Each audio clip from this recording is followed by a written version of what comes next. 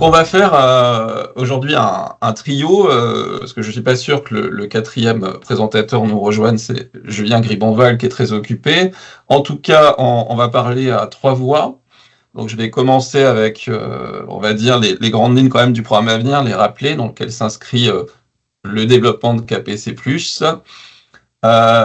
Chloé d'Aix-Marseille Université, Chloé Capircha, viendra, elle, nous parler d'un exemple de mise en œuvre dans la pédagogie avec une progressivité au sein d'une formation du module Mon projet de vie, qui vient avec KPC+, et puis Adrien Prugnot du groupement d'intérêt public, le RECIA, et qui travaille pour également Avenir et Supportail.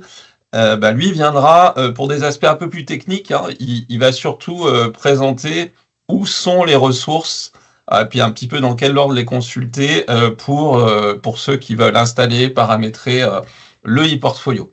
Donc vous l'avez compris, dans un premier temps, Chloé et moi, ce sera pour les aspects pédagogiques, généraux, pédagogiques, et puis Adrien pour les aspects un peu plus techniques. Et puis vous aurez bien entendu le temps de répondre aux questions. Et voilà, Adrien me dit que Julien Gribonval, donc qui est notre coordinateur technique, nous dit qu'il n'est pas loin en cas de besoin, notamment plutôt vers la fin du webinaire s'il y a des questions un petit peu plus techniques. Bon, c'est rassurant, on ne sait jamais. Bien, alors, voilà, donc je vais vous présenter rapidement. Vous inquiétez pas, il va y avoir, j'avais dit 3 diapos, bon il y en a 4, mais ça va aller vite. Les grandes lignes du programme à venir, parce que c'est bien de connaître le contexte quand même. C'est un programme national qui est coordonné par l'ONICEP, avec 2 volets qui se parlent. Donc le volet orientation, principalement orientation, piloté par l'ONICEP aussi, avec un portfolio d'ailleurs pour le scolaire entre autres. Et puis le volet approche par compétences dans l'enseignement supérieur qui est donc piloté par mon université Savoie-Mont-Blanc. Et vous voyez les partenaires avec qui on travaille aussi bien pour le volet SCO que le volet ESR qui sont en bas avec Aix-Marseille Université qui nous a rejoint il y a peu. Donc notre volet, celui qui va faire plus l'objet de ce webinaire, évidemment, c'est le volet approche par compétences avec le portfolio pour l'enseignement supérieur. Mais dans l'enseignement supérieur et à travers ce portfolio, nous abordons le projet de vie également de l'étudiant. Et c'est ce qui fait le lien, d'ailleurs, entre les 2 volets. Le projet de vie de l'apprenant, d'abord il est élève dans les collèges-lycées. Ensuite, il devient étudiant, il va aller dans le monde professionnel, mais on reste un apprenant tout au long de la vie qui se construit un projet de toute façon. Alors, le volet ESR, 3 grandes actions pour aller vite. La première, c'est soutenir l'accompagnement à la professionnalisation des enseignants pour qu'ils puissent accompagner les étudiants à l'approche par compétences. C'était l'un des très gros besoins auxquels, en tout cas, on répond.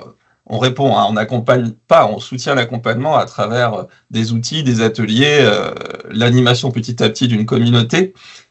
Ensuite, la deuxième action, c'est modéliser les formations en approche par compétences, parce qu'un e-portfolio ou d'autres outils en ont besoin. Ils ont besoin d'aller exploiter les données relatives aux compétences si on veut former nos étudiants, avoir des résultats d'évaluation, etc. Donc la deuxième action, c'est modéliser les formations en APC, en équipe pédagogique d'abord, puis avec les équipes de scolarité et déverser tout ça dans le SI scolarité. Et puis l'action finale, cible, qui fait plus l'objet de ce webinaire, même si vous verrez, je vous expliquerai, on est sur des prototypes actuellement, c'est de développer un e-portfolio national pour l'approche par compétences, pour l'évaluation des compétences, mais également pour aider l'apprenant à se définir et construire, avancer sur son projet de vie. Voilà nos 3 grandes actions. Pour faire vite, les phases de développement du e-portfolio, là, nous arrivons à la fin de la phase où on aura développé des prototypes et la fin de la phase de pré-industrialisation. Donc 2025, ça va marquer vraiment le début de l'industrialisation. Donc on va passer, même si on a commencé, ne vous inquiétez pas, le développement de la version industrielle, mais vraiment le grand jalon, là, c'est maintenant d'être à fond sur le futur portfolio en version industrielle à grande échelle, qui sera proposé aux établissements, enfin à tous les établissements qui le souhaiteront, qu'ils soient publics ou privés. Donc, la première phase, eh bien, voilà, on a développé des solutions avec je pense, à ce jour, le meilleur prototypeur de e-portfolio qui existe, puisqu'il permettait de configurer, prototyper des portfolios sur mesure. Donc, c'est Karuta. Vous voyez les différentes versions, une 1.3, une 1.3.5 et maintenant une 1.4 qui vient avec le module Mon projet de vie dont on va vous parler. Et puis le Future Portfolio, donc vous voyez le nouveau logo ici, en version industrielle, eh bien c'est Cofolio. Le nom a été choisi dans des journées nationales de co-design, donc il vient pas de nous, il vient des établissements, c'est super intéressant, avec une roadmap dans les grandes lignes, hein. On la détaillera pas aujourd'hui, mais dans d'autres webinaires, avec vraiment une V1 en rentrée 2026-27, plus pour le consortium dans un premier temps, mais bon, on élargira le plus possible, le plus rapidement, et puis une V2 qui fera le lien avec mon projet de vie et l'ONICEP, et puis une V3 avec le passeport de compétences. Ça, on avance bout par bout pour avoir une solution optimale, voilà, qui réponde plus aux besoins possibles. Donc j'ai rajouté une slide hier soir parce qu'on me pose souvent la question, j'avais pas prévu de vous la montrer, mais c'est quoi la différence entre un prototype et le portfolio industriel? Karuta, prototype, je vous l'ai dit, c'est l'outil idéal. C'est un outil qui nous rend bien service parce qu'il nous permet, vous voyez, on a prototypé assez rapidement. Il y a une communauté d'utilisateurs et d'un GPDA qui avait été lancé par Karuta France Portfolio, dont on était 3-4 à animer ça, et donc c'est intéressant. C'est assez facile à personnaliser, à adapter, mais il faut quand même pas trop le faire, sinon on peut avoir des problèmes sur une mise à jour.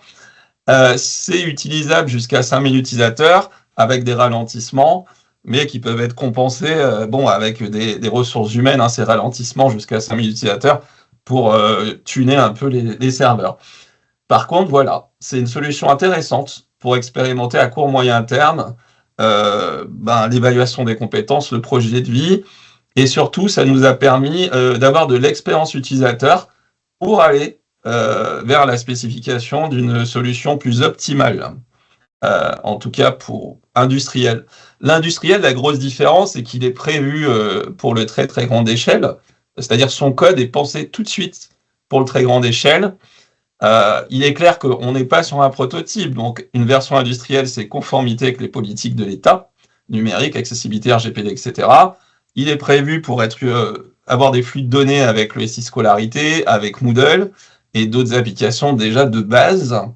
Et puis, surtout, il est prévu pour vous avez vu 2027, 28 et après, pour s'intégrer dans une continuité de portfolio entre celui du scolaire, celui qu'on développe dans le supérieur, et puis le passeport de compétences du travail.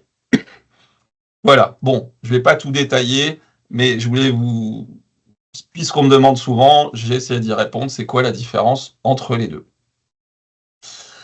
Donc, alors, avant de parler de l'outil, encore une chose. C'est pareil, il y a beaucoup de visions de ce que c'est que le portfolio, ou ce que peut être la démarche portfolio. En fait, il n'y en a pas qu'une. Il y en a beaucoup, mais il y en a 4 grandes. Il y a 4 grandes démarches, et donc, en tout cas, volées dans les portfolios, selon justement le standard, selon les standards internationaux, selon l'ISO, enfin l'International Organization for Standardization, et ça a été repris par le guide de notre ministère en 2013. Donc, je reviens là-dessus, parce que souvent, on me dit le portfolio, bon, c'est un book. En fait, c'est le plus connu, dans lequel on met ses réalisations, c'est le book du photographe, de l'artiste, etc. C'est un site web que je construis, c'est joli, je mets toutes mes réalisations, etc. En fait, c'est pas que ça. C'est pas que ça, il y a plusieurs démarches. Avant tout, c'est une démarche qui soutient la construction du développement des apprentissages et du développement des compétences, c'est le portfolio d'apprentissage dans les parcours formels. Donc déjà dans les parcours de formation, en s'appuyant sur une collecte, une sélection de traces par l'apprenant. Donc ça, c'est c'est le portfolio d'apprentissage. Après, il y a le portfolio d'évaluation qui soutient en fait une démarche de l'évaluation des compétences, de l'atteinte d'un niveau pour chaque compétence visée par les parcours de formation. Donc là, on est sur les parcours de formation dans un contexte formel, en s'appuyant sur la réflexivité et les traces justement sélectionnées, construites par les étudiants, les apprenants. Il y a le portfolio développement personnel, hein, toujours selon ce standard, qui lui soutient la réflexivité de l'apprenant sur le développement d'apprentissage et éventuellement d'autres notions de compétences, mais dans des contextes plus informels. Et il soutient la réflexivité de l'apprenant sur la construction de son projet de vie. Et puis, le book ou ce que vous voulez, le site, etc., c'est le portfolio de présentation. Donc lui, il valorise les apprentissages, les compétences, la singularité de son parcours, de l'expérience, les réalisations, etc., en vue plutôt de valoriser pour une insertion pro, mais également pour une candidature, une poursuite d'études. Voilà, donc en gros, c'est les 4 grandes démarches. Et nous, de notre côté, dans Avenir, c'est qu'on veut répondre à ces 4 démarches. Apprentissage, évaluation, c'est vraiment, on en a vraiment besoin pour le développement, l'évaluation des compétences. Donc là, on est vraiment plus focus sur l'APC. Présentation et développement personnel, ça aborde beaucoup plus le projet de vie, mais l'APC et le projet de vie sont liés parce qu'évidemment, le projet de vie se nourrit en grande partie aussi des compétences développées dans les formations, etc. Donc c'est un ensemble, hein. Tout va ensemble, mais je tenais à clarifier parce qu'on a, dans les journées nationales de co-design, ça bute souvent, où on me dit, mais où les étudiants voient le portfolio comme un book uniquement. Même certains enseignants, ils ne comprennent pas pourquoi il y a besoin de cette démarche réflexive. Donc j'ai essayé de l'illustrer, parce que c'est un peu la base à comprendre avant d'aller vers l'utilisation de nos outils. Donc voilà. Donc maintenant, on va rentrer dans le prototype avec le module Mon projet de vie, qui arrive depuis la version 1.4. Donc voilà, vous avez les grandes rubriques que je vous ai mis ici. Mais avant, il y avait mon portfolio de compétences, on va dire la partie plus APC. Donc dans la version 1.4, c'est le même module quasiment que celui qu'il y avait déjà dans la version précédente, avec des petites améliorations que vous ne voyez pas forcément directement, mais avec des petits apports aussi que Adrien illustrera, notamment pour l'export, par exemple, des traces. Ça, je tease un peu son discours. J'espère qu'il ne m'en voudra pas. Alors, les 2 modules Mon projet de vie, vous avez 2 vidéos, donc vous l'aurez avec le diaporama, celle sur la partie plus APC, mais qui est toujours conservée dans 1.4, évidemment, et puis celle réalisée par Aix-Marseille Université, cette vidéo qui présente assez rapidement le portfolio. Donc, ce que je vous propose, je vais vous faire une petite démo rapide plutôt que vous envoyer la vidéo, mais vous aurez la vidéo dans tous les cas. Je vais juste partager autre chose, le temps que je repartage mon écran. Alors, hop, je change de partage et voilà. Donc, est-ce que vous voyez le site web là? Oui, c'est bon. C'est bon. Voilà. Donc, vous voyez, vous avez toujours la partie approche par compétences, qui s'appelle Mon portfolio de compétences, voilà, qui se focalise surtout sur la formation. Donc, j'y reviens pas trop. La seule chose que je fais, c'est remontrer un seul écran et on passera à mon projet de vie. Par exemple, sur une situation d'apprentissage et d'évaluation, c'est un exemple de ce qu'on peut travailler dans le portfolio. On a les compétences visées, les composantes, les critères d'exigence attendus, les apprentissages. Les enseignants peuvent donner leurs consignes, leurs sujets. Les étudiants ont une zone avec des questions qui peuvent les aider. C'est pas obligatoire, c'est les enseignants qui décident. Ils peuvent mettre des questions qui aident à la réflexivité, à la démonstration un petit peu de la compétence. Et les étudiants, déposent des traces et normalement, l'analyse réflexive se fait en lien avec les traces. Voilà, en tout cas, cette version. Après, c'est la grille d'évaluation c'est les enseignants qui définissent les critères, encore une fois. Et puis, en bas, vous avez le positionnement de l'étudiant en lien avec cette grille, le positionnement ensuite de l'enseignant, l'évaluation par l'enseignant, mais il peut y avoir l'évaluation par un père ou par un tuteur pro si besoin est. Donc, j'y reviens pas plus. C'était juste pour rappeler, vous voyez un petit peu la différence entre les deux modules. Donc, mon projet de vie, allez, rapidement, je vais essayer de zoomer, pas trop quand même dans le texte. Il y a ces rubriques-là. Se connaître, je vais aller très vite. C'est vraiment la biographie, le travail sur les centres d'intérêt, quels sont mes centres, pourquoi j'aime ça, depuis quand, ce que je suis, par exemple à travers des cartes mentales, mes valeurs, mes traits de personnalité, etc. Ça, c'est un peu la partie connaissance de soi. Donc, c'est conçu par Aix-Marseille Université. Ensuite, explorer mon futur. Là, l'étudiant peut ajouter des futurs possibles, des métiers, des formations, mobilité, ou un autre futur, un service civique ou autre chose. Et quand il ajoute ces futurs, il y a une partie toujours recherche, collecte d'informations.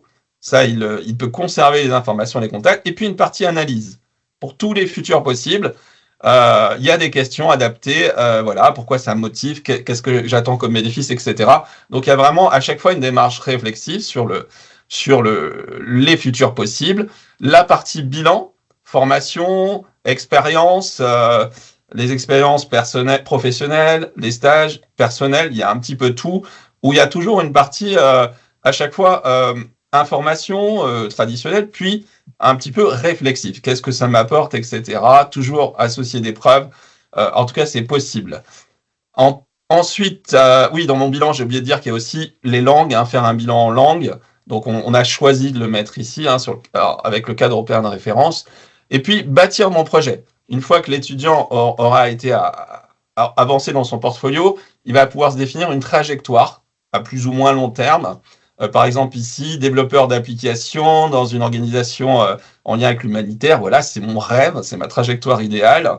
Eh bien, on peut préciser ses objectifs et on va pouvoir aller chercher les fiches de futurs possibles qu'on a collectées et puis organiser chronologiquement des parcours. Je peux commencer par un parcours de BUT, je peux faire une mobilité après parce que je trouve que c'est le bon moment, un master, puis éventuellement atteindre le métier de développeur ou autre. Donc, un étudiant peut se construire plusieurs trajectoires, mais l'idée, c'est qu'il se positionne, qu'est-ce que j'ai accompli, quelles sont mes limites, et puis enfin, un planning, c'est-à-dire je vais me planifier des actions. Je vais ajouter des actions pour avancer, participer à une journée porte ouverte, choisir un stage dans tel domaine, etc., pour avancer dans la trajectoire. Voilà, donc si j'ai oublié une dernière rubrique, c'est la synthèse. Donc le portfolio propose une synthèse qui ressemble à un CV.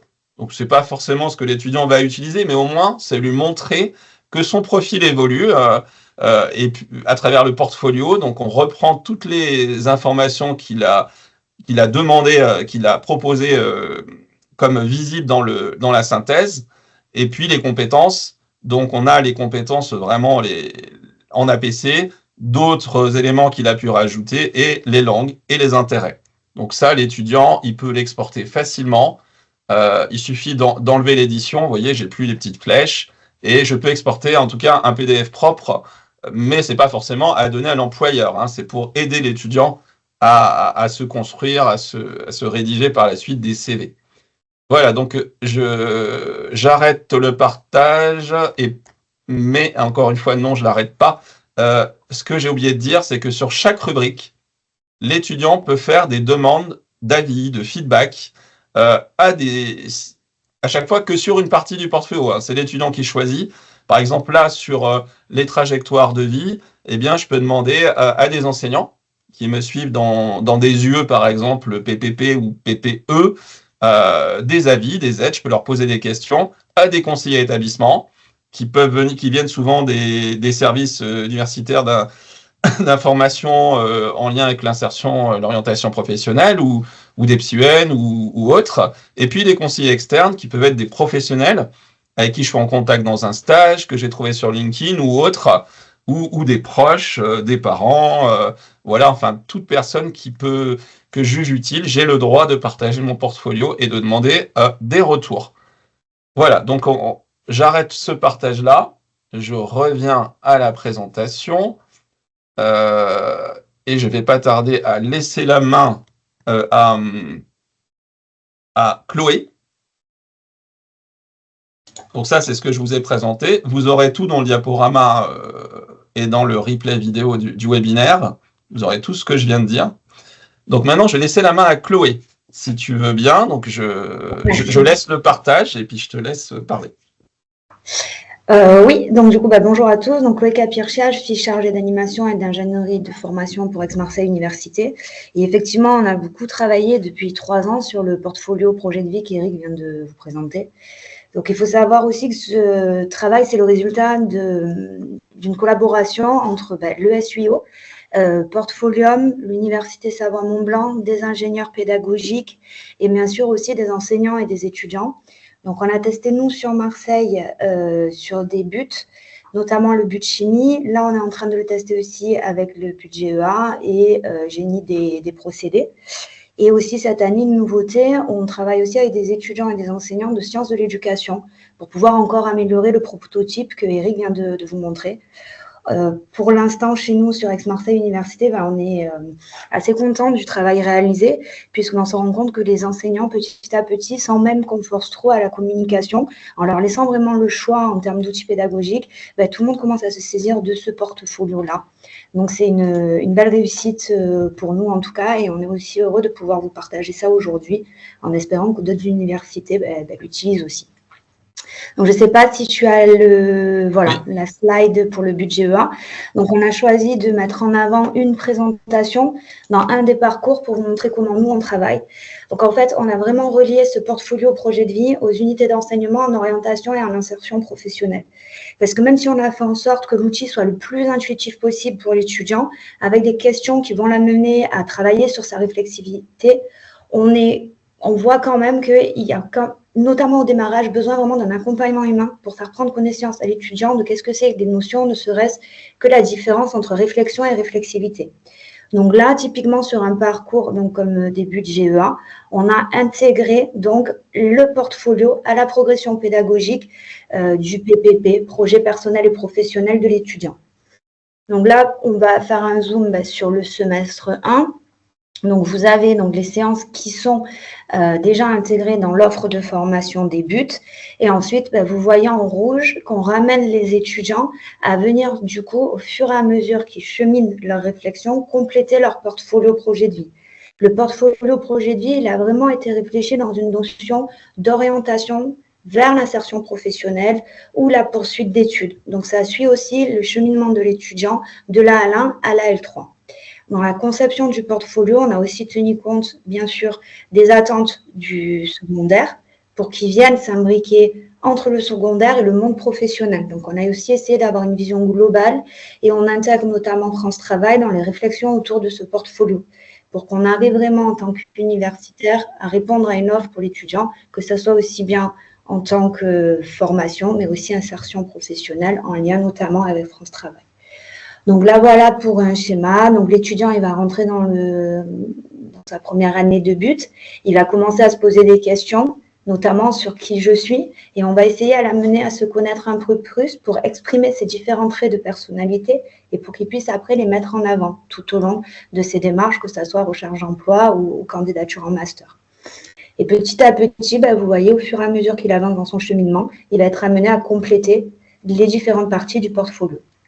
Explorer mon futur, c'est-à-dire qu'il va se poser des questions sur ses domaines d'activité, sur ses secteurs d'activité, sur une mobilité, sur les formations. Donc, on va être dans quelque chose de large, mais on va l'amener vraiment à aller se nourrir, à faire des études sur des métiers pour ensuite aller interviewer des professionnels. Et il pourra venir mettre dans son portfolio, du coup, la preuve qu'il a interviewé le professionnel.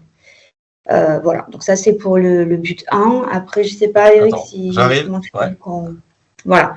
Donc, pareil pour le but 2. Donc, au fur et à mesure qu'il avance dans son cheminement et dans sa réflexion, il avance aussi dans la construction de son portfolio avec faire son bilan, bâtir mon projet. Après, il peut avoir aussi de nombreux allers-retours. C'est le but aussi du portfolio parce qu'un projet, on peut, en début du but 1 et peut-être à la fin du but 3, ce ne sera pas le même. Et c'est à ça aussi que ça sert. Donc, voilà sur la progression pédagogique du but 2. Et après, on peut voir aussi... Ouais. Hop. Voilà, au niveau du but 3, portfolio, projet de vie, bâtir mon projet, mise à jour et complète du portfolio. Donc voilà comment ça s'intègre, un des exemples pour nous sur Aix-Marseille Université au niveau du but GEA. Voilà. Et Donc, après, chaque enseignant, voilà, pardon, après chaque enseignant qui porte l'UE, nous, on lui met à disposition l'outil, on l'accompagne, notamment sur la première séance. Et ensuite, c'est vraiment l'enseignant qui se saisit du portfolio et qui l'intègre comme il le souhaite dans la progression pédagogique avec ses étudiants. Voilà. oui, et alors du coup, Chloé, toi, tu as montré un exemple. Je rappelle, c'est pas un mode d'emploi, hein. C'est un Non. exemple. Donc, chaque établissement l'utilise comme il veut et le met en lien avec les séquences pédagogiques qu'il veut. Je sais qu'avec Marseille, tu l'as aussi utilisé en licence, je crois. Enfin, vous l'avez. Oui, on l'avait utilisé sur les licences, donc les licences 3, là, actuellement en sciences de l'éducation. Donc, on est sur des cohortes de 160 étudiants en L3. Et on l'a utilisé aussi sur des filières sciences, sur les métiers biologie, informatique et géologie. Au tout début, il y a 3 ans, les tout premiers étudiants et enseignants test étaient sur cette filière-là, tout à fait. Voilà. Donc là, on a vraiment insisté sur le projet de vie, hein, il y a aussi la partie vraiment plus APC, hein, je parle, où là on peut aussi imaginer une progressivité pour l'utilisation du portfolio, par exemple pour évaluer la progression sur les compétences à travers une première SAE, l'évaluer peut-être en fin d'année à travers des jurys de soutenance d'examen de compétences ou je sais pas. Voilà. En tout cas, là, on a insisté aujourd'hui sur le projet de vie parce que c'était plus l'objet du webinaire, mais je voulais rappeler voilà que le portfolio, il y a vraiment les deux volets et travailler sur une progressivité, c'est vraiment intéressant. D'amener l'étudiant avec des séances et puis illustrer comment l'outil peut enrichir, on va dire, comment l'outil peut outiller cette démarche. On trouvait ça intéressant. Donc maintenant, si vous avez des questions, je vois qu'il y en a, on va peut-être regarder dans le chat avant de passer à la partie technique. Donc déjà, je le dis pour tout le monde, au cas où vous n'ayez pas regardé, ce webinaire est enregistré. Hein, normalement, ça a dû démarrer un petit peu tout seul. Et puis, je le déposerai sur le site Avenir OSR. Donc, je ferai un article au plus tard pour début janvier, parce que là, on est très occupé jusqu'à la fin de l'année. Et puis, on a une chaîne aussi vidéo Avenir OSR. Donc, vous trouverez tout. Ensuite, il y a une autre question. Est-ce que vous avez des exemples d'utilisation par les enseignants pour l'évaluation des compétences? Eh ben, oui, on en a. Alors, aujourd'hui, comme je vous l'ai dit, on a insisté plutôt sur le projet de vie, mais par exemple, il y a Emmanuel Polisset qui nous a rejoint, je crois que je l'ai vu passer.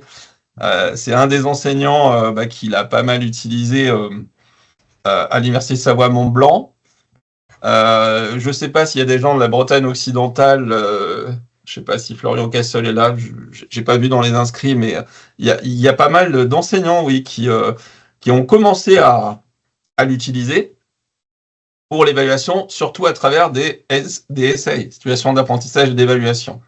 Je connais pas beaucoup d'enseignants qui ont utilisé pour l'instant ce portfolio pour la partie bilan. Je veux dire, par exemple, en fin de formation, on ferait l'examen final de compétences où on vérifie que par exemple, que toutes les situations, toutes les familles de situations sont rencontrées, etc., etc.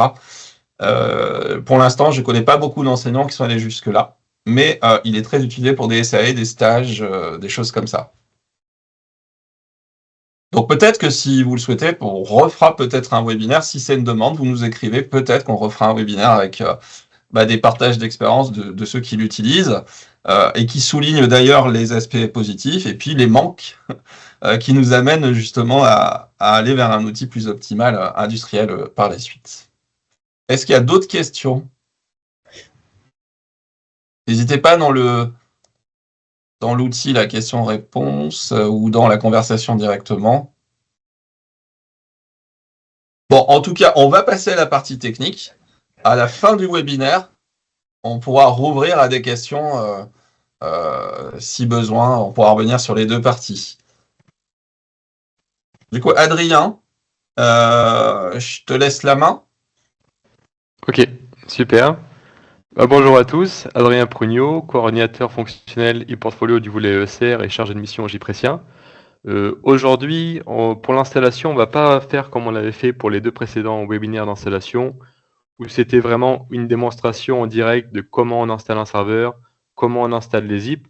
Là, il y a beaucoup de choses qui ont été faites et c'est un peu difficile voilà, de s'y retrouver, où accéder aux ressources, à quoi correspondent ces ressources. Et c'est pour ça qu'aujourd'hui, on va se centraliser sur comment accéder à ces ressources. Je veux bien que tu passes, Eric. Super, merci. Alors là, il y a 2 fils conducteurs. S'il y avait seulement 2 choses à retenir aujourd'hui, ça serait ça, ces 2 liens, avec le wiki qui va devenir votre meilleur ami pour l'installation. En fait, dans le wiki va être déposé l'ensemble des ressources, aussi bien pour l'installation des serveurs que pour l'installation des zips. Et on va aussi pointer vers le site à venir, qui est vraiment complémentaire au wiki, où là, vous pourrez retrouver et des vidéos d'installation, donc installation des serveurs, installation de KPC+, et aussi l'utilisation en tant qu'enseignant, en tant qu'étudiant. Donc c'est important de le noter et d'y accéder. Et en bonus, il y a 2 liens, un chat d'entraide pour répondre à vos questions. Donc c'est vraiment communautaire. Une fois que vous êtes sur ce chat, vous pouvez poser vos questions sur l'installation, sur les utilisations. Et puis il y a plein de personnes de présentes, donc vous aurez forcément une réponse. Et le deuxième lien bonus, c'est la mailing list et sup ePortfolio. Donc une fois que vous serez inscrit à cette mailing list, vous serez en fait au courant, averti par mail des différentes avancées ou bien des nouveautés. Par exemple, s'il y a un correctif sur la 1.4, vous serez averti par mail. Okay. Je veux bien que tu passes, Eric, s'il te plaît. Alors, on a découpé l'installation en 3 parties, avec la première qui concerne l'installation du serveur. Je veux bien que tu passes, super. Donc là, on vous a remis les 2 vidéos d'installation des précédents webinaires, installation en 1.3 et 1.3.5. On ne va pas refaire d'installation en 1.4 parce que les changements sont vraiment minimes. Donc, je vous invite à vous y référer pour l'installation. La première partie, c'est l'installation des serveurs sur ces vidéos. Et la deuxième partie, c'est l'installation des zips. Pour vous aider, merci, il y a le wiki d'installation. Donc c'est vraiment, aujourd'hui, je vais axer la présentation là-dessus parce que c'est vraiment une mine d'or. Il y a tout ce qu'il vous faut pour faire l'installation. Ce wiki se découpe en 4 parties. Donc la première, c'est une FAQ qui concerne plus le paramétrage des zips. Donc on y reviendra plus tard. Il y a l'installation de Karuta, donc avec KPC+ 1.4, mais aussi le petit teasing d'Eric tout à l'heure, je vais en reparler, l'option d'export PDF de page. Il y a aussi l'installation 1.3.5, 1.3, donc les versions précédentes. Et aussi, il y a la migration de Karuta, donc avec le passage de version. Ce qui est vraiment important de retenir pour le passage de version, c'est qu'il n'y a pas de saut possible de version. On ne peut pas de la 1.2, hop, directement passer à 1.4, ou de la 1.3 à 1.4. Là, il faut vraiment faire 1.2 vers 1.3, 1.3, 1.3.5, et ainsi de suite. Il n'y a pas de saut possible. Et la dernière rubrique, c'est la rubrique aide, qui concerne l'installation, où là, on va, selon vos retours, l'alimenter. Donc là, il y avait des personnes qui avaient installé la 1.4 et qui avaient eu un problème concernant l'envoi de mail. Et la solution se trouve ici. Donc, au fur et à mesure des retours que vous allez nous faire, on va pouvoir alimenter cette rubrique-là. Voilà. Je veux bien que tu passes. Ouais, je fais une petite parenthèse. C'est que tout à l'heure, je vous ai montré le schéma, c'est-à-dire qu'on développe sur Karuta jusqu'à maintenant. Après, par la suite, c'est clair que s'il y a des bugs, on continuera. Et puis l'animation, la réponse à la communauté, on continue. Même si on passe sur Cofolio, on fera pas de nouvelles grosses versions en développement, mais on continuera à corriger si besoin des problèmes. Voilà. Merci. Alors là, la nouveauté qui n'est pas fournie directement avec la 1.4, c'est un module optionnel à installer. L'installation, c'est vraiment très simple. Et ce module optionnel permet en fait d'exporter page par page les pages du portfolio étudiant. C'est-à-dire, en tant qu'étudiant, dans son portfolio, il peut exporter par exemple la page mes traces. Je clique sur exporter un format PDF et là, vous pouvez voir ce que cela donne. Donc voilà, c'est du basique. Mais au moins, ça a le mérite d'exister parce que il y avait une question qui revenait souvent, c'est après mes études, qu'est-ce que je fais de mon portfolio?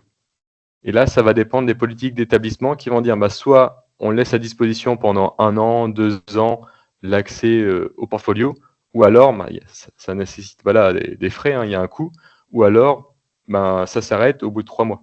Et qu'est-ce que je fais en tant qu'étudiant quand ça s'arrête au bout de 3 mois? Parce que j'ai peut-être pas encore postulé à des offres d'emploi, je sais pas, c'est dommage que tout s'arrête. Et bien là, l'export en PDF permet d'avoir une trace de ce qui s'est été fait dans le portfolio, et on peut aussi exporter l'ensemble des traces que l'étudiant aura rajoutées en un seul clic. Donc, pour conserver ces traces, par exemple, là, on peut voir qu'il y avait des présentations, des PDF, des diapos, etc. En un seul clic, on a tout. Donc, ça permet d'avoir le « et après ». C'est pas encore la solution optimale, hein, ce sera beaucoup plus développé dans Cofolio, donc avec les différents liens. Mais en tout cas, pour l'instant, c'est une bonne solution alternative. Je crois qu'avec Aix-Marseille Université, Chloé pourra confirmer, il me semble qu'ils peuvent le garder par exemple 2 ans après leur sortie, je crois. Oui, pour l'instant, c'est stocké 2 ans sur les serveurs universitaires. Voilà. C'est assez généreux. C'est vrai qu'il y a des établissements en fait, qui vont caler combien de temps l'étudiant va pouvoir accéder en fonction à partir de quand on va supprimer l'adresse mail d'étudiante. Donc, dans des établissements, on conserve 3 mois après le post-étude l'adresse étudiante, d'autres c'est 6 mois. Et puis après, selon les arbitrages, on peut aussi aller beaucoup plus comme à Aix-Marseille parce que c'est quand même intéressant de pouvoir faire vivre son portfolio après ses études.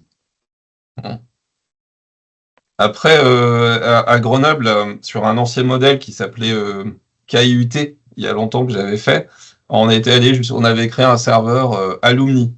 C'est-à-dire que l'étudiant pouvait transférer, c'était lui qui décidait, il pouvait venir exporter d'un côté depuis le portfolio étudiant et importer vers le portfolio alumni. Voilà. Bon, c'est juste pour dire que même avec un prototype, on avait réussi à faire ça. Mais après, je suis parti au moment techniquement ça marchait. Pédagogiquement, j'ai aucune idée de savoir si ça a suivi, parce que je suis parti de cette université à ce moment. Voilà, fin des parenthèses. Adrien, tu veux que je passe à la suivante? Oui, s'il te plaît. Alors, partie 2. La deuxième partie pour l'installation, c'est installation des zip. Je veux bien que tu passes, s'il te plaît. Là, il y a 2 liens à retenir. C'est où trouver les zip à importer. Donc, ces liens, bien sûr, ils sont présents sur le wiki. Hein, donc, c'est bien de le savoir. Mais en tout cas, où trouver les zips, c'est ces zips-là. Donc, 1, 2, 3, 4, 5 qui sont mis en évidence avec le petit carré rouge. C'est ces zips-là qui vont vous permettre d'installer KPC+, sur un serveur Karuta. Donc, il faut bien respecter l'ordre. On a mis 1, 2, 3, 4, c'est pour vous faciliter pour l'import. Et comment importer ces zips? On a réalisé 2 vidéos, parce que ça se fait en 2 parties. D'abord, il faut installer le module approche par compétence, puis après, installer le module projet de vie et effectuer les paramétrages. Même si vous n'utilisez pas le portfolio approche par compétence, vous voulez dire, moi, j'utilise que le projet de vie, il faut quand même réaliser des installations. Parce qu'il y a certaines parties du projet de vie qui vont puiser sur le portfolio de compétences. Donc, c'est important vraiment de faire les 2 étapes. Ouais, notamment pour le synthèse CV, par exemple. Voilà, c'est ça. Je vais rajouter des petits points d'attention dans les slides qui vont arriver, mais en tout cas, pardon. c'est ce qu'il faut retenir. C'est celui-là? Voilà, c'est le wiki installation. Donc, on a vu la partie installation serveur. Là, c'est la partie installation des zip. Il y a des parties en commun, donc installation Karuta. On retrouve les mêmes liens, sauf que tout ce qui va concerner l'installation des zip, ça va être juste après l'installation des serveurs, pour que ça soit logique et chronologique. Donc, par exemple, sur KPC 1.4, hop, on baisse, et là, on retrouve les informations pour installer les zip. Pareil pour la migration. Ce qui est nouveau, c'est la foire aux questions, où là, il y a 80 pages de foire aux questions, donc vous allez sans doute trouver votre bonheur si vous avez des questions, qui concernent aussi bien des questions d'étudiants, d'enseignants, et aussi des admins comme nous, qui vont devoir gérer différents problèmes. Il y a des problèmes, c'est pas des problèmes, c'est plutôt des questions qui reviennent assez souvent. Sur cette FAQ, tout est référencé. Et on continue à l'alimenter en fonction des questions qu'on peut voir sur RocketChat, sur les questions des enseignants qu'on suit, et ainsi de suite. Donc, elle est assez vivante, il y a beaucoup de choses, donc je vous invite à y faire un tour. Oui, c'est bon, merci. Partie 3, une fois qu'on a réalisé l'installation du serveur des zip, il faut faire le paramétrage de KPC+. Pour ce paramétrage, une fois qu'on a installé les zip, il y a 2 portfolios qu'il faut retenir. En fait, c'est vraiment un pas à pas, ces 2 portfolios. pour réaliser l'installation. C'est le formulaire approche par compétences et le formulaire projet de vie. Il y a aussi une solution alternative qui s'appelle le Quick Start. Donc, comme son nom l'indique, c'est pour un démarrage assez rapide. Le Quick Start, en fait, c'est pour faire des créations pour un serveur de test. C'est des créations à l'unité. Donc, voilà, on crée un enseignant, on l'associe à une formation, on crée un étudiant et ainsi de suite. Là, j'ai voulu axer sur le formulaire parce que dedans, on retrouve l'ensemble des actions que l'on peut faire dans Karuta. Alors, c'est pas forcément évident. Pour les ingéPDA classiques, c'est pas forcément évident, tout ce qu'on vous dit. Là, on s'adresse plutôt aux administrateurs, on va dire, de plateforme. Je parle pas admin 6. Ça, c'est pour les administrateurs de plateforme, on va dire, type Moodle, etc. C'est plutôt ce profil-là. Ah, vas-y. C'est vrai que je n'ai pas noté, mais pour la partie installation des serveurs, c'est vraiment là du technique. Donc, si vous êtes ingénieur, ça va être ingénieur pédagogique sans affinité avec le numérique, ça va être assez compliqué. La partie import des zip, ingénieurs pédagogiques peuvent le faire. Bon, il faut quand même avoir une sensibilité, mais en tout cas, c'est possible. J'ai réussi à le faire, donc tout le monde peut le faire. Et puis la partie paramétrage, comme l'a dit Eric, c'est pareil, c'est un entre-deux.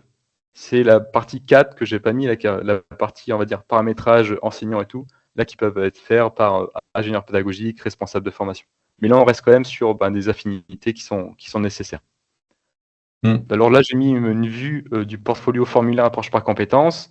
Il faut bien suivre les étapes des onglets en haut à droite. Donc, il faut se laisser guider en fait par ces onglets-là. Donc, au départ, on trouve la formation. Donc, on va créer la formation. Une fois qu'on l'a créé, là où les formations, on crée le répertoire de proxy. En fait, c'est une rubrique aide. Et à la suite de ça, on crée bien les enseignants en premier. Donc, on crée le portfolio enseignant, on les associe à des formations. Et enfin, on crée les étudiants. On ne peut pas directement créer les étudiants, puis les enseignants. On ne peut pas faire dans le désordre. Il faut respecter ces étapes-là. Et comment on le voit juste après, merci. J'ai mis l'exemple du contenu concernant les enseignants. Pourquoi j'ai voulu présenter le formulaire approche par compétences, même s'il est un peu plus lourd, parce qu'il y a plein de choses, on peut faire plein de choses avec, c'est que dans la partie 1, comme dans le portfolio Quick Start, on fait des créations à l'unité. Donc là, on peut démarrer rapidement. Et dans la partie numérotée 2, grâce à des CSV, là, on peut faire de multiples créations en une seule action. C'est-à-dire qu'avec les CSV qui sont fournis dans ces parties-là, on va pouvoir créer 30 enseignants d'un coup, 40, 100. Ce qui n'est pas possible. Enfin, si vous créez à l'unité 40 enseignants, ça peut être assez long. C'est la même chose pour les étudiants. On peut créer plein d'étudiants en une seule fois. Donc, c'est pour ça que j'ai voulu présenter ce portfolio-là parce que pour une semi-industrialisation, c'est quand même beaucoup plus simple. Et ce sera la même chose pour le projet de vie. Il y a moins d'actions, donc ça, c'est une bonne nouvelle. Mais en tout cas, il faut quand même d'abord créer le répertoire de proxy, l'associer au portfolio conseiller étudiant, puis après créer les conseillers, puis après créer les étudiants. Là, il faut toujours respecter l'ordre. Et l'ordre, c'est d'abord, on réalise des actions pour le portfolio approche par compétences, puis le portfolio projet de vie. Donc, je le répète assez souvent, mais voilà, c'est quand même important de le retenir. D'ailleurs, le projet de vie, c'est un module, vous n'êtes pas obligé de l'installer si jamais vous avez... si vous voulez avoir que la partie liée à l'approche par compétences uniquement, vous n'êtes pas obligé, par exemple, d'aller jusqu'au formulaire projet de vie. Si vous êtes dans le cas où vous avez, par exemple, le PEC, qui gère déjà, on va dire, la partie projet de vie, dans ce cas-là, vous pouvez, par exemple, n'installer que la partie APC. C'est juste pour rappeler que le module projet de vie, évidemment, il n'est pas imposé si vous installez KPC. Voilà. Adrien, Et là, il y a quelques points d'attention lors du paramétrage du KPC+. Donc, ils sont bien sûr indiqués dans le wiki. Je répète, il faut bien suivre l'ordre d'installation. Vous allez en avoir marre, mais en tout cas, on vous a aidé avec les numéros des zip et aussi le fait que la vidéo d'installation sur Avenir est découpée en deux parties, module APC puis module projet de vie. Mais aussi respecter l'ordre de création des portfolios. Donc, il faut d'abord créer les enseignants et étudiants en approche par compétences, puis créer les conseillers et étudiants en projet de vie. Petit point d'attention, il ne faut pas reprendre les CSV utilisés en 1.3.5 ou version antérieure, parce qu'il y a eu des changements dans ces CSV. Donc, il faut bien retélécharger dans le portfolio formulaire ces CSV-là et copier vos informations. On ne peut pas utiliser les anciens CSV. Il y a une petite aussi, justement, l'une des modifications de CSV, c'est l'option pour que le portfolio approche par compétence soit visible ou non. C'est-à-dire que quand on crée pour les portfolios étudiants, s'il y a des étudiants qui vont utiliser que le projet de vie, on peut rendre invisible le portfolio approche par compétence. Donc ça évite en fait de se connecter d'abord sur le portfolio des compétences. Ouais, Même mais si bon. vous n'utilisez pas. Oui. Voilà, c'est quand même c'est plus simple de se connecter, mais la création en tout cas sera nécessaire. La 1.4 aussi comprend des améliorations et correctifs pour le portfolio approche par compétence. C'est-à-dire que même si vous n'utilisez pas le portfolio projet de vie, c'est quand même intéressant de passer en 1.4 parce qu'il y a des petits correctifs et des petites améliorations qui vont changer la vie en tout cas, mais améliorer l'utilisation. Pour n'en citer qu'une, dans les bilans de compétences des étudiants, avant le recul réflexif, tout était à la suite, donc année 1, année 2, année 3, donc ça faisait des pages qui étaient quand même à rallonge. Là, au moins, c'est classé par année. Donc, bilan réflexif, année 1, bilan réflexif, année 2 et année 3. Donc voilà, il y a des choses comme ça qui peuvent. Non, c'est pas par année, c'est par niveau. Oui, pardon. Bon. Oui. C'est pas pareil, parce qu'un niveau de compétence peut se dérouler sur 6 mois si jamais la formation le décide. Hein. C'est par niveau, en fait. Voilà. Petite correction. Et ce qu'il est important aussi de retenir, c'est que si vous modifiez en fait le modèle des dépôts à venir, par exemple, je vais rajouter une partie, je vais changer ça, je vais enlever ci, je vais enlever ça, l'assistante sera beaucoup plus compliquée. Donc, on préconise, c'est pour ça qu'il n'y a pas de tuto vidéo pour montrer comment personnaliser le KPC+.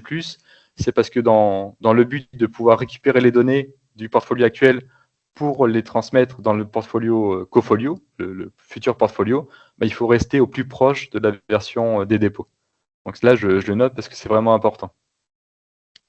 Et puis, en bonus, il y a souvent la confusion enseignant-conseiller, parce qu'un enseignant, c'est aussi un conseiller, ce qui est vrai, mais dans le nom des rôles de Karuta, en fait, il y a une distinction. Un enseignant, il ne peut pas être conseiller et inversement. Il n'y a pas de gestion multi-rôle dans KPC, donc un étudiant sera forcément rôle étudiant, un enseignant ne peut pas être et conseiller, et étudiant, et enseignant. Il faut une adresse mail égale un rôle. Donc, dans KPC+, les conseillers, en fait, ils sont sélectionnables par les étudiants de l'ensemble des formations présentes sur le serveur, tandis que les enseignants, ils sont bien, en fait, ajoutés par formation. Donc, ils sont sélectionnables que pour là où leurs formations qui leur ont été attribuées. Ainsi, le conseiller, il a pour rôle dans KPC d'accompagner, de guider, de donner des indications aux étudiants sous forme de feedback, mais uniquement dans le projet de vie. Et les enseignants, eux, peuvent éventuellement interagir avec les feedbacks sur le projet de vie, mais ils vont surtout évaluer les actions et les compétences dans le portfolio de compétences. Donc, en résumé, dans KPC, le conseiller a un rôle d'accompagnateur et l'enseignant a un rôle d'évaluateur. Je précise, c'est bien dans KPC, parce que l'enseignant, il accompagne aussi forcément. Oui, c'est la distinction, elle est là, même si, encore une fois, l'enseignant, il a un rôle d'accompagnateur, en tout cas sur la partie APC, parce que quand il fait des feedbacks ou des commentaires sur les évaluations formatives, on accompagne au développement, à la régulation de l'étudiant dans son développement de compétences. Mais c'est juste que dans Karuta, ces techniques, il y a des rôles, on les appelle comme ça. Les conseillers, justement, ça peut être des personnels, encore une fois, des services, des BAIP, des SUIP, de ce genre de services. C'est des conseillers souvent au niveau de l'établissement. Voilà. Et dans la slide d'après, c'est la dernière, c'est la navigation entre les différents portfolios. Là, on peut voir un étudiant qui a les deux types de portfolios. Eh bien, ça se passe comme ça. Si je clique sur mon portfolio de compétences, hop, je suis dessus. Mon portfolio projet de vie, hop, je suis dessus. Et si jamais on cache ou non l'un des deux portfolios, eh bien, il n'y a pas cette barre de navigation. On est directement sur le portfolio concerné. Voilà, très bien. Ok. Alors, avant que je présente les webinaires qui suivront, d'abord, maintenant, la réponse à vos questions. Je vois que ça a un petit peu bougé dans le... Donc, alors, donc, il y avait une question sur la portabilité. Je vois qu'il y a des gens qui ont répondu. Donc, Adrien a donné des éléments. Pour nous, ça va être un très gros challenge mais on va quand même travailler sur l'export des données entre le modèle KPC et le futur portfolio industriel. Mais ensuite, la portabilité, enfin, les échanges de données entre le portfolio du scolaire, celui du supérieur et le passeport de compétences du travail, ça, c'est clair que c'est pas avec Karuta. Ça, ce continuum, là, on est dans des logiques de portfolios nationaux qui se parlent et prévus depuis le départ pour se parler. Donc, effectivement, là, on est avec le portfolio du scolaire plutôt sur 2027-28 et avec le portfolio du travail, eh bien, c'est encore un peu plus compliqué. Donc, on prévoit 2028-29 parce que on peut pas tout travailler en même temps. Nous, on est obligé de, voilà, il y a des humains derrière, il y a des financements et donc on séquence les choses. On peut pas tout sortir en même temps. Voilà pour la portabilité. Mais une question en lien pour toi, Adrien, et peut-être Julien. Quelqu'un a posé la question, est-ce qu'il faut être sur le 1.4 pour pouvoir bénéficier de l'export des données dans Cofolio? Est-ce que c'est possible de rester sur 1.3.5? J'allais répondre justement à la question. Donc, pour l'instant, de toute façon, pour des questions d'économie, on demandera à tout le monde d'être aligné sur une seule et même version. La dernière version supportée dans le cadre d'Avenir. Donc, à l'heure actuelle, c'est la version 1.4. Après, pour l'instant, on n'y est pas encore. Je ne peux pas promettre une migration tout de suite. On fera le nécessaire, on fera en fonction de ce qu'on pourra, et ça dépendra des budgets. Voilà. Ouais, c'est vrai qu'on a toujours les budgets, on a toujours les voilà qui nous contraint. Alors attends, on remonte. Toc toc. Une chose peut-être qui n'a pas été dite et j'y pense avant de répondre aux autres questions, c'est il faut faire attention au moment où vous migrez. Je sais pas si Adrien, je crois que tu ne l'as pas dit. Quand vous passez de 1.3.5 à 1.4, en principe, on ne conseille pas de le faire en cours d'année. Parce que y a une contrainte, c'est-à-dire s'il y a des demandes de feedback ou des demandes d'évaluation en cours, le problème, c'est que si vous changez de version, eh bien, ces demandes n'aboutiront plus dans la suivante. C'est-à-dire il faut avoir fini les évaluations, il faut avoir répondu au feedback avant de migrer. Ça, je ne sais pas si tu l'as dit, mais c'est un point vraiment important. Je voulais le souligner, parce que dans l'université, je suis dans le cas où on va essayer de migrer en cours d'année, et c'est pas facile, hein, ça demande une grosse communication avec tous les utilisateurs du portfolio pour les prévenir à l'avance, c'est pas facile. Je voulais le souligner. Ensuite, on va reprendre le fil des questions. Alors, il y avait une question. Pardon, oui. Non, je disais, les questions, il faut les reprendre, sauf erreur de ma part, à partir de 10h34. C'est les questions qui n'ont pas eu de réponse, en fait. Pardon, excusez-moi, oui, je n'ai pas tout vu. Alors, il y avait une question, quelle est la quantité de temps étudiant-enseignant nécessaire pour que le portfolio soit pertinent d'être intégré? Alors là, c'est vraiment très compliqué de répondre à cette question. Ça dépend si on parle de la démarche portfolio d'abord ou si on parle de l'outil lui-même. Est-ce que c'est l'intégration technique qu'il faut prévoir à l'avance pour que l'outil soit prêt, ou est-ce qu'on parle de préparer l'étudiant à rentrer dans la démarche réflexive portfolio? Tu vois, Alice, est-ce que tu peux, puisque je crois que qu'on se connaît, hein, est-ce que tu peux préciser parce qu'elle a deux selon le cadre, si c'est... Alors, sauf erreur de ma part, la question a été posée juste à la fin de la partie de la présentation. Donc, c'est plus technique. C'est plus pédagogique, si c'est la fin de la partie 1, pardon. La quantité de temps, c'est pas évident parce que c'est différent. Comment dire? Ça dépend des contextes de chaque formation. Donc Chloé, toi par exemple, tu l'as intégré, tu as commencé à utiliser pour la première fois le portfolio, tu sais, dans l'exemple du BUT. Il me semble que ça vient, est-ce que ça venait dès le premier semestre? Je sais pas si Chloé est encore là, peut-être plus. Non?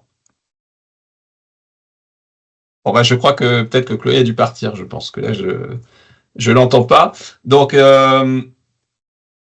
je pense moi, il me semble difficile d'utiliser le portfolio dès le premier semestre. Après, il y a peut-être des enseignants, comme Emmanuel est là, s'il veut réagir, qui font différemment.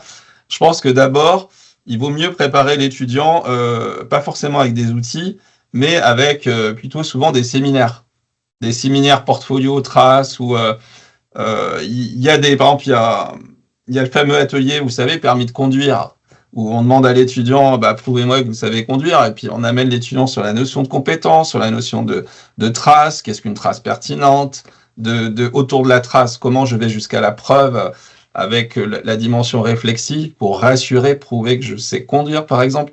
C'est un exemple. Tu vois, ça, à mon avis, il ne faut pas mettre les étudiants tout de suite dans un outil. Il faut d'abord les amener afin qu'ils comprennent vraiment déjà ce que c'est qu'une compétence, comment on la démontre, etc. Je parle pour la partie APC. Et puis, on les amène progressivement, peut-être même un petit séminaire sur les SAE. Alors, dans certaines formations, c'est pas possible parce qu'ils sont trop nombreux, ce qu'on me dit souvent. Donc, il y a des formations qui vont aller plus vite vers l'outil. Par exemple, il y a l'EPFL aussi, l'école d'ingénieurs pour filles, qui, eux, ont mis en place un parcours d'auto-formation à la démarche portfolio, avec plusieurs étapes sur Moodle.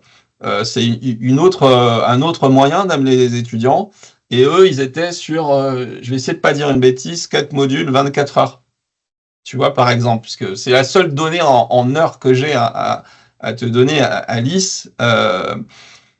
En tout cas, voilà, après, c'est difficile de quantifier. Franchement, cette réponse, elle est pédagogique, elle dépend vraiment du contexte. Il y a des formations où on va réussir à aller plus vite et d'autres formations, il faudra prendre plus de temps. C'est très difficile de répondre à cette question. Voilà. Alors ensuite, je regarde le fil. Comment appréhendez-vous les étudiants qui arrivent en cours de diplôme?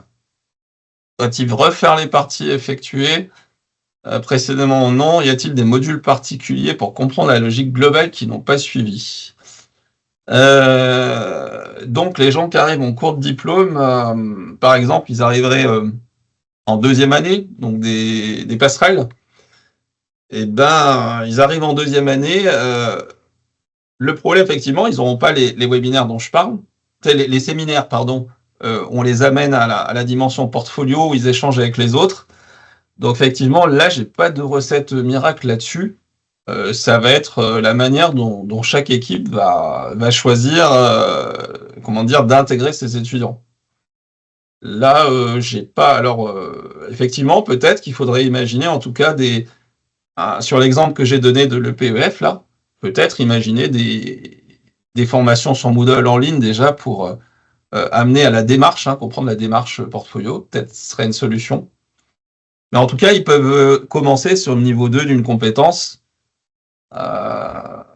Tant pis s'ils n'ont pas le niveau 1, on va dire que le niveau 2 d'une compétence, si la formation le décide, s'ils commencent en deuxième année, le niveau 2 d'une compétence, l'étudiant commencera sur le niveau 2. Après, j'ai pas...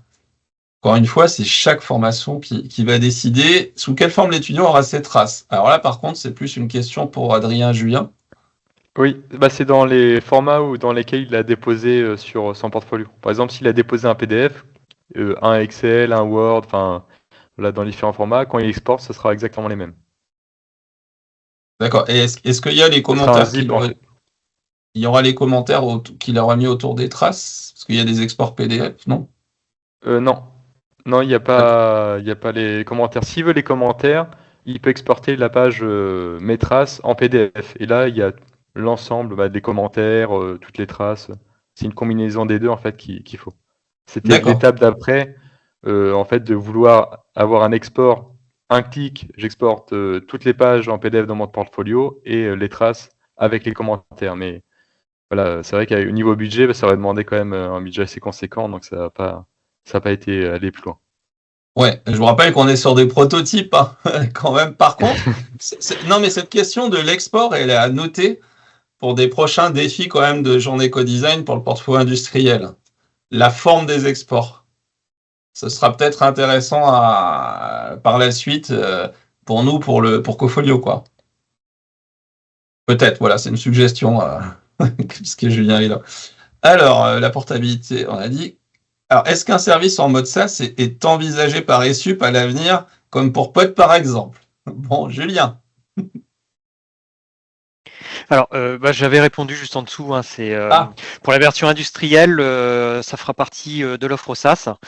Offre que nous recommanderons fortement parce que il y aura des interactions avec des plateformes extérieures et sinon ce sera, on va dire, une version très édulcorée si les établissements ne prennent pas l'offre SaaS. Voilà. Ok. D'ailleurs, l'avantage aussi de l'offre SaaS, hein, je l'avais mis, vous l'avez peut-être pas vu dans le prototype, dans la comparaison entre prototype et version industrielle, c'est que ça allège quand même pas mal au niveau RH, en local au niveau de l'établissement. Parce que, mine de rien, ce que vous a montré Adrien, l'installation des serveurs, l'installation des zips, de ci, de ça, mis bout à bout, ça prend quand même du temps, hein, pour y avoir un petit peu mis les dents, les mains à un moment, pas les dents, les mains.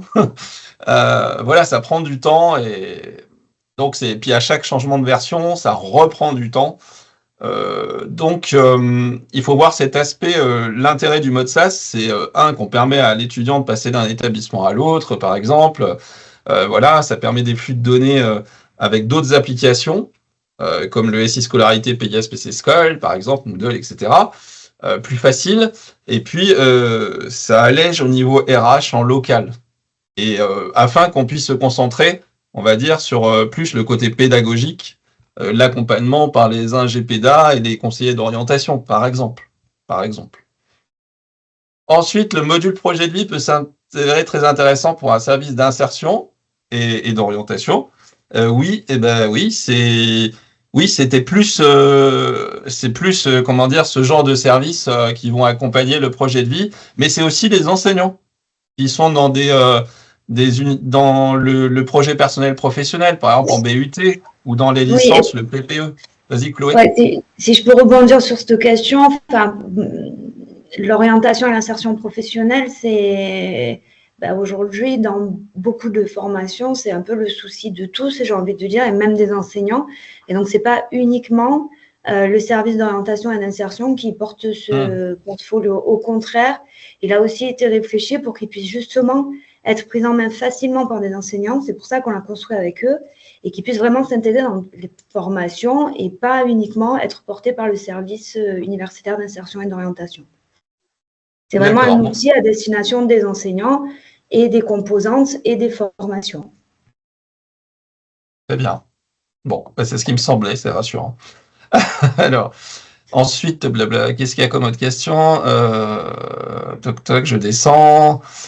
La version. Ah ben, on a déjà répondu à la plupart. Ah, vous indiquez que l'inscription des étudiants se réalise par CSV. Est-il possible de réaliser des inscriptions de manière dynamique via le SI, système d'info? Dans la version KPC, hein, pas dans la version industrielle, puisque...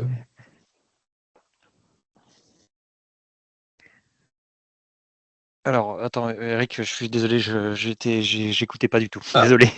C'est pas grave. Alors, il y a une question. Il y a quelqu'un qui demande, je crois que c'est Alexandre, est-ce que l'inscription des étudiants se réalise forcément par CSV ou est-ce qu'il est possible de réaliser ces inscriptions de manière dynamique, par automatisée, je suppose, ce qu'il voulait dire, par le système d'information? Alors, dans Karuta, c'est exclusivement via fichier CSV. Je n'ai pas connaissance d'une autre solution. Après, du côté du GPRSIA, nous avons réalisé des scripts qui retranscrivent des exports via des outils internes aux établissements, qui retranscrivent dans le format CSV de Karuta. Donc, on a semi-automatisé le processus. Mais là-dessus, Karuta n'est pas forcément n'est pas du tout prévu pour s'inscrire dans une alimentation automatique. Hein. C'est, comme on le rappelle, c'est vraiment un outil de baquettage. Hein. C'est pas un outil industriel. C'est pour ça que derrière, on développe un outil industriel.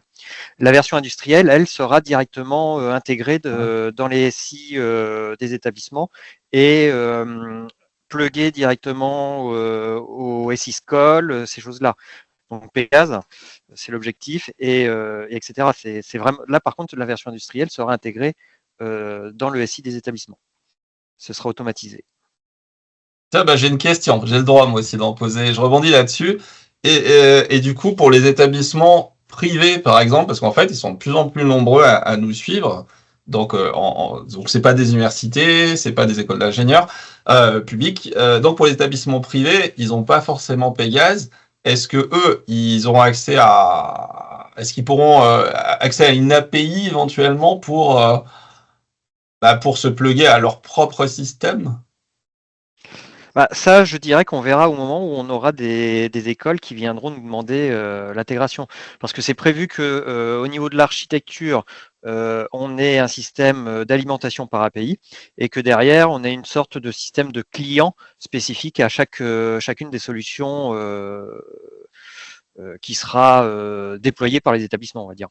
Bon, on planifie principalement avec Pégase au départ, mais on sera ouvert aux autres solutions. Bon, il y aura aussi du Apogée, hein, forcément, parce que tout le monde ne sera pas intégré dans Pégase tout de suite.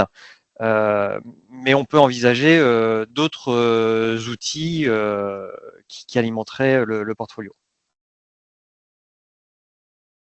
Ok. Alors après, il y avait une question sur la réutilisation du portfolio une fois que l'étudiant a quitté le système universitaire. Voilà, Chloé, il y a une alarme, je crois qu'elle est partie. Je ne sais pas si elle est revenue. Elle a une alarme chez elle. En fait, c'est difficile d'avoir des stats là-dessus,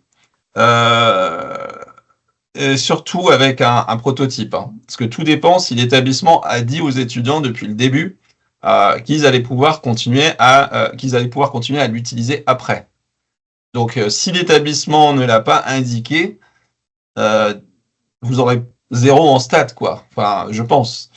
Ensuite, il y a un deuxième élément, on en a un petit peu parlé quand on échange avec la DGEFP, et puis avec le scolaire, il y a aussi un petit peu sensibiliser les apprenants à la démarche un petit peu portfolio tout au long de la vie.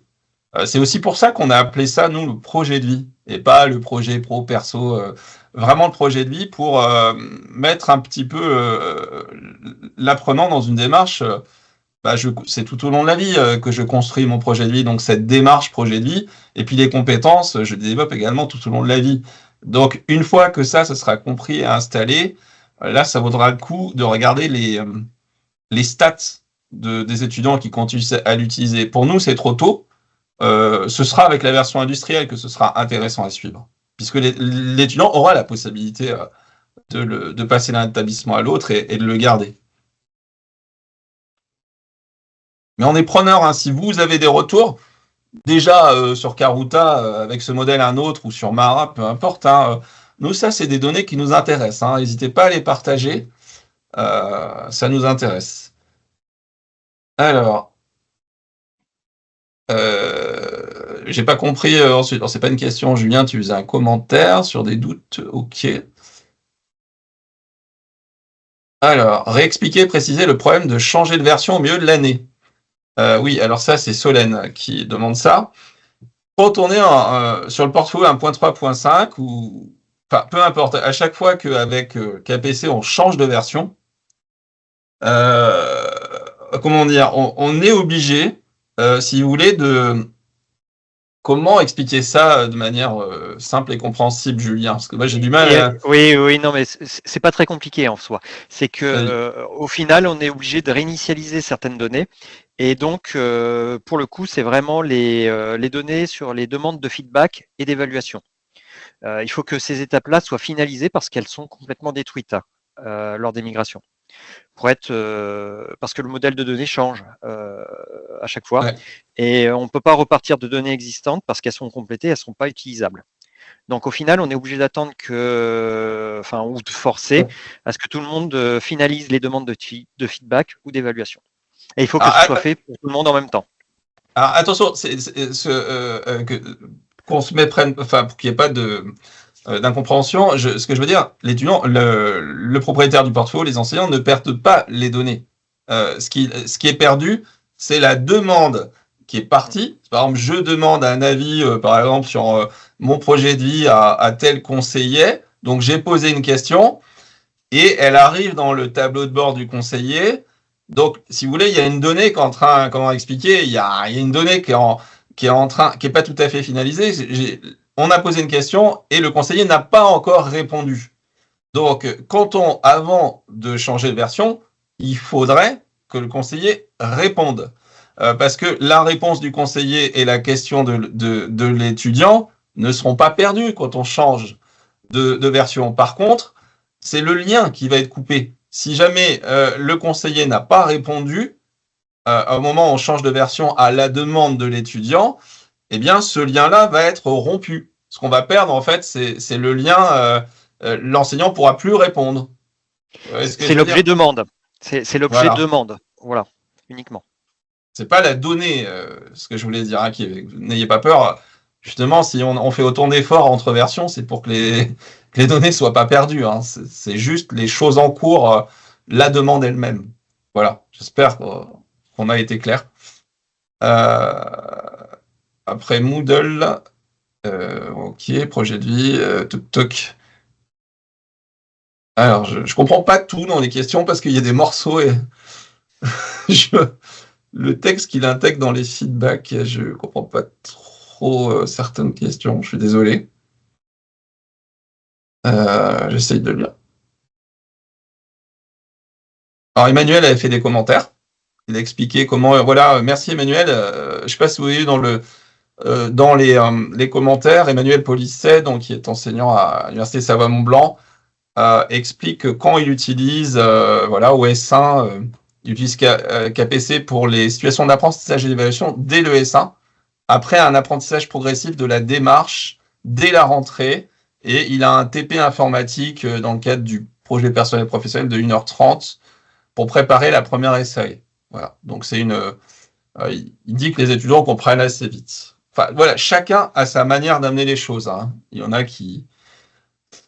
voilà. Ensuite, Colette... ok. Bon, je ne sais pas s'il y a d'autres questions. Ah, l'ENAC utilise Orion. Donc Orion, je suppose que c'est la place de Pegas PC School. C'est ça? Je connais un petit peu, Eric. Ok. C'est un outil effectivement équivalent à l'établissement en fait. Ouais. Ok. Bon, je crois qu'on a fait le tour, mais si vous avez encore d'autres questions, vous n'hésitez pas. On peut encore rester quelques minutes, c'est comme vous voulez. Sinon, ben voilà. Ou sinon, on peut peut-être conclure sur avant que je perde, je vois qu'il y a 54 personnes, tout le monde. On a des webinaires qui arrivent, qui ne portent pas sur KPC, en tout cas pas spécifiquement. Le 17 décembre, on vous fera une présentation des apports des 3 journées nationales de co-design qui ont eu lieu, et puis aussi d'un atelier, que j'avais oublié, qui avait eu lieu à Amiens. Voilà. Donc, les apports de ces journées de co-design. Et puis, on vous présentera les parcours utilisateurs, enseignants et étudiants, enfin les grandes lignes, hein, parce que sinon ce serait très très long, pour le portfolio industriel, et la première maquette, que vous commenciez à voir à quoi va ressembler ce portfolio en version industrielle, issu des journées de co-design. Ça, c'est le 17 décembre. Donc, j'ai un QR code, mais sur le site Avenir SR, vous le trouvez. Le 21 janvier, on présentera la première version, on va dire, d'un répertoire de repères pour l'accompagnement à l'APC. Donc, c'est des repères pour aider les accompagnateurs qui doivent aider les formations à mettre en œuvre l'APC. Donc, c'est issu de journées de co-construction. Ça vient vraiment des établissements avec les écueils pour faire gagner du temps et éviter certains écueils. Le 28 janvier, j'ai pas encore communiqué dessus, vous êtes les premiers à avoir la date, donc vous êtes privilégiés. Le 28 janvier, on va vous présenter la version test qui sort de Esupora, l'outil de modélisation des formations en APC. Et on vous parlera aussi des premiers établissements qui vont tester déjà cette modélisation dans l'outil. On vous donnera des infos sur la roadmap, sur ce que fait l'outil, on vous le présentera pour que vous ayez suffisamment d'infos. Donc ça, c'est assez important. Voilà, je tease un petit peu ce qui vient. Et puis, si vous voulez nous suivre, il y a plusieurs adresses. Il n'y a pas tout parce que ça serait long. Adrien vous a donné des adresses vers un Rocket Chat pour la partie plus technique, vers le GitHub pour la partie plus technique, et pour la partie générale, vous avez le site Avenir ESR, le nouveau site sur les repères, ces fameux repères là que vous pouvez utiliser. LinkedIn, voilà, et puis Resana. Resana, on l'anime pas encore beaucoup pour l'instant, parce que c'est Resana, ça va être plutôt utilisé pour que vous puissiez proposer, échanger, proposer des ressources, etc., qu'on pourra mettre en avant sur les repères, par exemple. Voilà. Ça, je pense qu'on vous a donné... Alors, je reviens. Oui, quelqu'un me demande au QR code des webinaires. Donc, on est en train de finaliser celui du 28 janvier. Le texte que j'ai mis bougera peut-être légèrement, mais au moins, vous pouvez commencer à vous inscrire. Oui, les webinaires sont enregistrés et déposés. Je ferai un article sur le site Avenir ESR pour... les vidéos seront dans l'article et puis on dira sur quelle chaîne vidéo elles sont déposées également. Donc, oui. Bon, en tout cas, je remercie les présentateurs, enfin Chloé d'avoir pris son temps, Adrien, puis Julien, puis je vous remercie tous aussi de nous suivre, de nous questionner, etc., parce que ça fait avancer les choses. Parfois, on aimerait avancer plus vite, mais il faut vous rendre compte que c'est quand même quelque chose de complexe comme projet. Ah, j'entends des gens parler. Mais bon, du coup, je pense que c'est le moment de se dire au revoir, de se dire à bientôt. Terminez bien l'année si je ne vous revois pas d'ici là. Et puis, encore une fois, merci de nous suivre. Hop. Je vais fermer la réunion. Merci, ciao. Merci à tous. Ciao. Bonne journée.